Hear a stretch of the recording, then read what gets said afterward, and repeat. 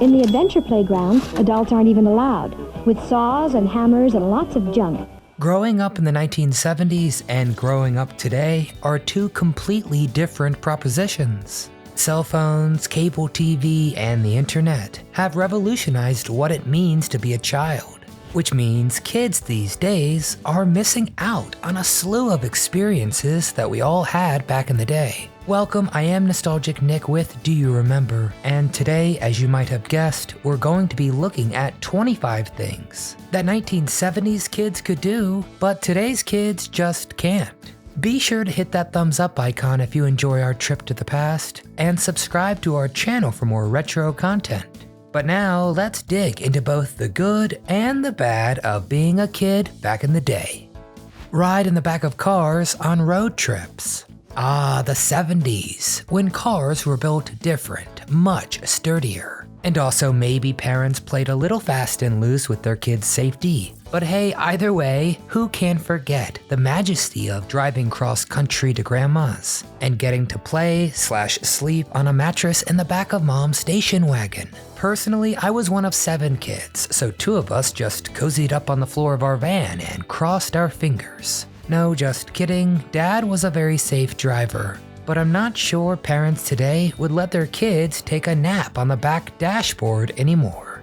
Go into the liquor store for your parents. Back in the day, it was no big deal for one or both your parents to pull up to a liquor store and send little 9-year-old Susie inside with some cash for a pack of cigarettes and a quart of vodka. The law be damned. Now, society would crucify any parent irresponsible enough to use their child for adult errands. Inhale mimeograph paper. So forget climate change. The one thing I truly feel bad for today's kids is that they won't know the ecstasy of sniffing a piece of paper fresh from a mimeograph or a ditto machine. Nothing in the world can approach the sheer brilliance of that scent, and nothing ever will again. Sure, Play-Doh smells alright, but they just will never know. Wait all week for Saturday morning cartoons. Space Ghost! Kids these days have it so easy. At the flip of a switch, glorious cartoons appear on the TV at any time of the day or night. Cartoon Network and its brethren have made the last generations so soft, cause they'll never know the trials and tribulations of having to wait till Saturday morning to get their animation fix. So pour me a bowl of cereal onto the ground in honor of the fallen Saturday morning routines. Ride bikes with no helmets. Helmets, we don't need no stinking helmets, was the cry of a generation of kids in the 1970s, who all quite possibly have brain damage now. I'm kidding, you all turned out alright. I'm up to about 195 pounds. But parents didn't think twice about sending their little loved ones pedaling furiously down the street with no protection for their noggin. At least those daredevils didn't look like nerds. Safe nerds. Sit all night by the phone. Nothing in the world can match the combination of eager anticipation and the existential dread of sitting by the family phone all night, just praying your crush will call. The telephone ring sent butterflies tumbling in your stomach, only for it to be dumb old Uncle Steve talking about the Expos no-hitter. Now, for better or for worse, and I do think worse here, smartphones have made that experience obsolete. Talk to your friends' parents on the phone. Speaking of home phones, who can forget the terror of calling your friend from school and having their parents answer the phone? I don't want to explain to you who I am or have any grown-ups question my intentions with their daughter. Thank God that's over. But hey, at least you knew that Kristen's dad was allergic to peanuts. Dance at a roller disco.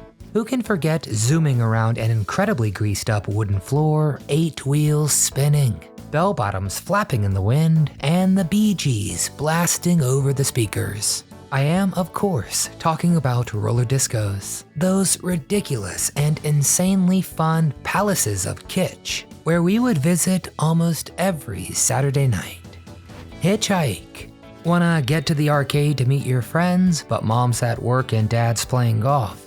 Well, it's too far to walk and you can't drive yet, so I guess you're screwed. Just kidding, it's the 1970s. So just go to the nearest busy road, stick out your thumb, and hitch a ride. It's safe, nobody has gotten murdered yet, or at least the internet has not told us so. Hang out all day at an arcade. Speaking of arcades, we really need to bring them back. Kids these days have every video game in the world at their fingertips at home, and they miss out on the agony and the ecstasy of putting quarter after quarter into a machine in a vain attempt to get the high score on Seawolf. Learn everything from Schoolhouse Rock. Need help with grammar, math, or history? Never fear, the geniuses who made Schoolhouse Rock have an awesome animated video that actually makes learning fun. I never would have made it through school without these videos. Hell, the only way I still know the preamble to the Constitution is to sing it in my head. We the people, in order to form a more perfect union. Toke on candy cigarettes. Oh, the joys of popping a candy cigarette out of its package, puffing away and blowing clouds of imaginary candy smoke into the air, pretending you're grandpa. Well, someone along the way decided maybe we shouldn't groom kids to love cigarettes, and poof, they were gone. Play with lawn darts. Looking back, lawn darts, aka jarts, seem like a ridiculous idea. Let's give kids what basically amount to mini javelins and have them chuck them as hard as they can into the air. The temptation to use them was irresistible, injuries were rampant, and they're very much illegal today. Trick or treat, unattended. Parents used to not blink an eye about sending little Johnny and Cindy, aged 8 and 10, off to go door to door in the dark, just begging for candy from basically strangers. What's the worst that could happen? Well, now people are too worried about razor blades and kidnappings to let their kids knock on random doors like that. Roam the neighborhood. Parents during the summer used to kick kids out of the house at 10 in the morning with the instructions to not come back till dark. But you better be back right after dark. You would hang out all day with your buddies, not a care in the world. Kicking a can or digging a hole. Nothing really happening, but that isn't happening today. Not wear sunscreen. Back in the day, there was zero wait time between arriving at the beach and jumping in the water, because no one wore sunblock. Fortunately, cancer wasn't invented until the 1980s, so it didn't really matter that parents used to not slather their kids in sunscreen. Take care of their pet rock. Ah, the pet rock, the hardest pet in the world to kill. Over 1 million kids in the late 70s were gifted the dumbest way anyone has ever become a millionaire, and their new pet sat on a shelf or desk till getting thrown out 6 months later. Unironically, get a perm. What happened to your dad's hair? You got a permanent. So that's permanent? Who would want to blast their hair with chemicals till it had curls so permanent, surely Temple would be jealous. Plenty of kids in the 1970s, of course, when the perm was all the rage. Fortunately, the perm died in the 1980s, 'cause they're ugly. But I've been told that in 2023, it's slowly making a comeback among men. Yeah, I know, gross. Be forced to learn metric. The Metric Conversion Act was passed by Congress in 1975, declaring the metric system the preferred system for weights and measuring in the US. Cue millions of school kids desperately trying to learn meters and liters, which was all for naught in the end, because the entirety of America just ended up ignoring that act anyway. Be terrified of pop rocks and soda. Every kid growing up in the 1970s or 80s or 90s even heard the legend. Child actor John Gilchrist, Little Mikey from the Life cereal commercials, had eaten Pop Rocks and drank soda at the same time. And you know what? His stomach exploded, killing him instantly, seriously. It was complete baloney, they say, but kids back in the day knew the fear well.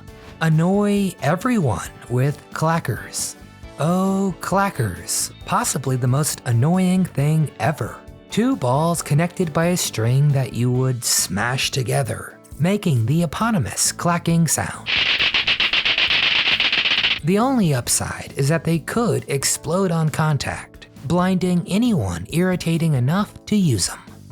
Luxuriate on shag carpet. I know it's extraordinarily ugly and basically a crime against humanity, but there's nothing quite like digging your toes into a shag carpet, the most comfortable of all floor coverings. Sure, they also harbored an unknown amount of dust and general ickiness, so maybe it's good they're gone.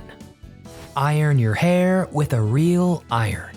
Today, every household owns a hair straightener for getting those perfect locks. But back in the 70s, commercial straighteners hadn't gone mainstream yet, so people just lived with curly, frizzy hair. Or they'd plop their heads down on an ironing board and use a straight iron to get that perfectly straight look. Yeah, again, dangerous, but we got that look. Watch TV end. Kids today would be horrified and probably think the apocalypse was happening if they went back to the 1970s, snuck out of bed at 2 in the morning, and turned on the TV hoping to get some boob tube in. Because TV used to end. And then the TV was filled with just a weird test screen for hours every single night. At this time, WMTV now concludes its broadcast day. There they are, 25 things that 70s kids could do that today's kids can't. So I hope you kept a checklist. Yeah. How many of these did you do? Please get in the comments and tell us all your memories about our memories. If you enjoyed today's video, please give it a thumbs up and subscribe to our channel so you never miss a deep dive into the past. And from all of us here at Do You Remember, we want to thank you very much for watching.